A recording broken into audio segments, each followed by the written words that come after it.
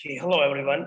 Right now, basically, I'm just going to review about our linear equations. So here, if you look at this first part, so the general equation of the motion of an object moving with uniform acceleration in a straight line. So as we know that linear equation, or we can say one-dimensional motion or motion in one way. So this is here the example of it. And as we know about there are three equations. So first equation is V is equal to U plus AT, S is equal to UT plus half of AT square, and V square minus U square is equal to 2AS.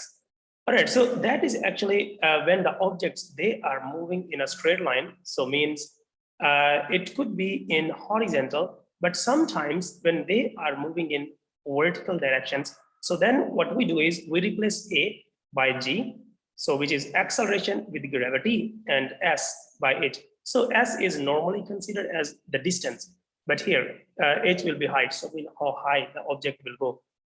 So we get the equation of motion of the freely falling bodies. So here we can say when you replace these these letters, then it will become V is equal to U plus GT instead of AT, and then H is equal to UT plus half. So it will be basically half of GT square, and then V square minus U square is equal to 2GH. So instead of S, it will be H, instead of A, it will be G.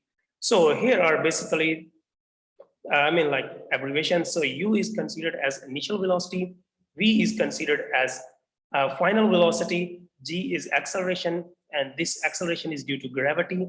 Then H is distance covered in time. And here, sometimes we want to use another word. We call this VI, VI. And sometimes we use V, and then we write a small like this. So this also means the same thing. It is initial velocity. And when it is V, like instead of that, you could have written VF. And as F will also be its, okay. So then, so this is basically for the final velocity.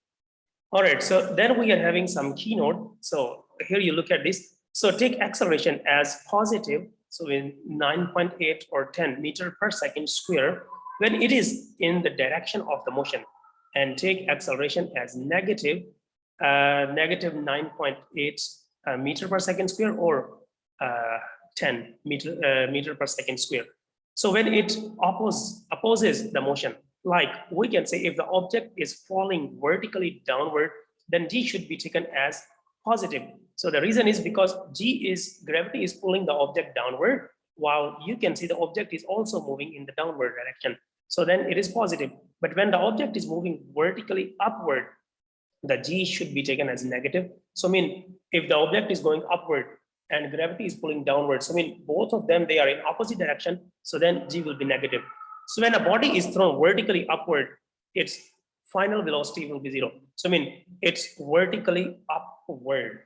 So when it will reach at its peak, then its velocity will be 0, and then it will start increasing the velocity. So when the object is falling freely, then its initial velocity will be 0. So when it leaves your hand, that time it was 0. So then initial velocity.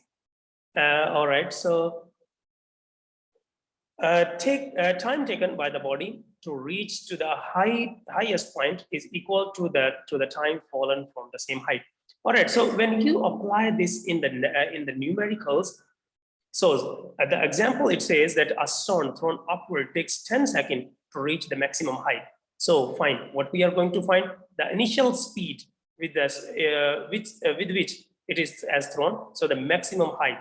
So we can see that here. So at maximum height, as we have seen that when you throw the object upward, so its maximum height V is equal to 0, and initial velocity we are going to find, and maximum height, which will be H, and the time that is given, it is T, 10 seconds. And as you know that gravity is this. So as the stone is moving vertically upward, so now you can say stone is going upward while gravity is pulling downward, so it will be negative. But when you use this in equation, so while using this in equation, you can see that V is equal to U plus GT.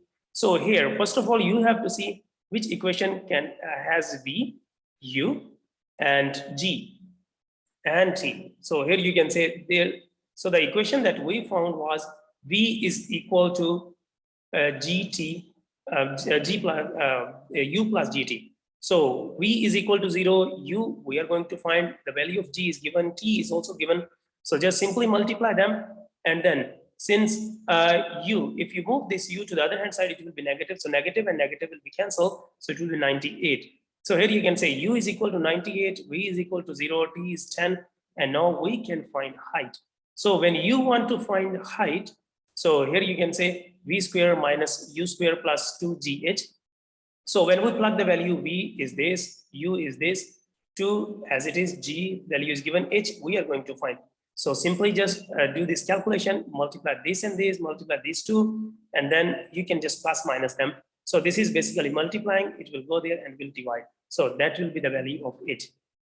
So for the other one, a ball is thrown vertically upward and rises to a height of this. So then calculate the velocity with which the ball was thrown upward and the time taken by the ball to reach the highest point.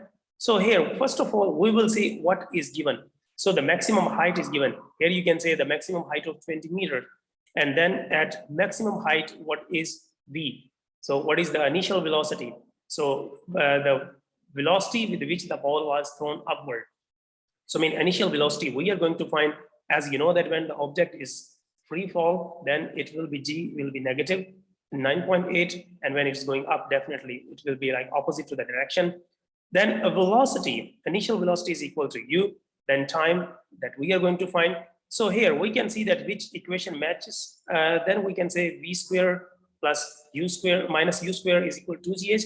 So we just plug the values, what we know, and just do the simple calculation. You will find the value of U. Then plug this U value here, and you will find the value of G. All right, so then for the next, a stone is dropped from the top of the tower of height this. Calculate the final velocity just before touching the ground. So here we can say 20 meter is the height, which is given, initial velocity, which is 0, then G as it is given, and then we can say we are going to find V. So here is how we can use that. So the same formula we are applying here. So just plug the values in, solve it, and you will get the answer. So that was basically for the revision that we are going to do tomorrow. So I mean, like, we will do this in detail. So until then, well, I mean, like, you can just have a look around, and if you find any question, then we can talk with them. All right, we'll see you soon.